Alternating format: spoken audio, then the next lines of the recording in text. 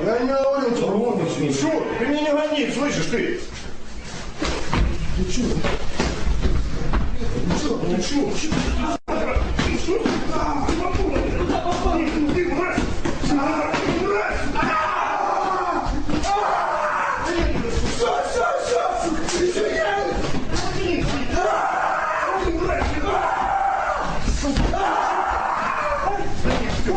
Тихо.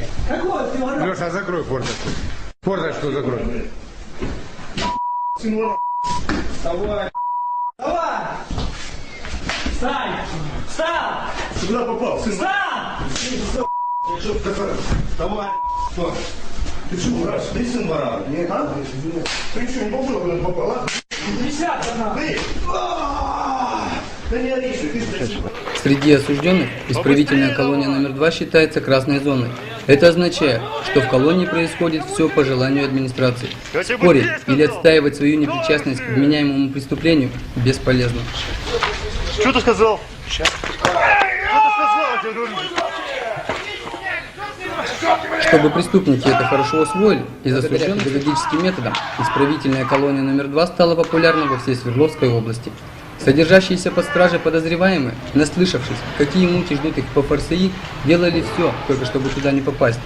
Некоторые арестанты шли даже на крайние меры. Они лезвием от бритвы перерезали себе вены на руках и ногах. Другие резали горло, активисты и делали всю грязную работу вместо представителей власти. Но иногда и сами работники пенитенциарной системы не брезговали брать резиновые палки и проводить собственноручно профилактические беседы с нарушителями.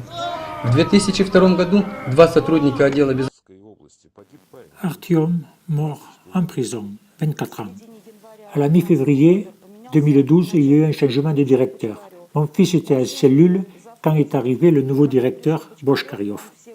À sa prise de fonction, il a changé les prisonniers de cellule sans aucune explication, uniquement pour montrer qu'il était le nouveau directeur. Artyom m'a demandé, par l'intermédiaire de son avocat, de lui trouver une personne pour la défendre. Il m'a dit « Maman, ici il se passe des choses terribles. Quand on arrive dans la colonie, il faut de suite payer. Il faut payer pour être bien, pour améliorer le confort. J'ai amené là-bas une télévision, un frigo, pas de l'argent, mais du matériel. J'ai vendu la voiture, son père a vendu le garage. Nous avons apporté tout pour qu'on ne batte pas notre fils.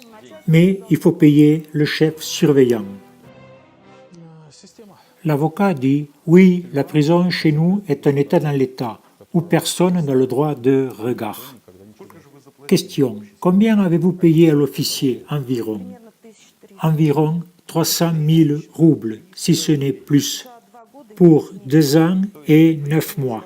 C'est-à-dire vous avez payé à l'ancienne direction et maintenant il fallait payer à la nouvelle qui avait le même tarif. Mais il y a pire. Quand le prisonnier refuse de payer, on le tue, tout simplement. 2 jours plus tard, on retrouvera son corps dans le mitard numéro 13, avec 2 fractures de la colonne vertébrale. 5 personnes sont accusées de l'avoir tué, elles sont libres, elles n'ont pas été arrêtées. Le directeur de la prison n'a pas été accusé et il est parti à la retraite. Le procureur a refusé de confirmer l'assassinat de Artyom et a renvoyé le dossier pour étude. Le procureur a demandé de refaire l'accusation pour blessure inintentionnelle par mégarde ayant entraîné la mort. Alors qu'il s'agit d'un homicide intentionnel prémédité avec barbarisme, c'est-à-dire une qualification tout autre. De plus, il a été établi que 2 accusés ont battu 2 prisonniers pour avoir donné leur témoignage confirmant l'assassinat de Artyom. Ces 2 témoins ont eu les côtes cassées. Ces 2 personnes qui ont menacé, battu et contraint 2 témoins à renoncer à leur témoignage ne sont pas arrêtées aujourd'hui, seulement assignées à résidence.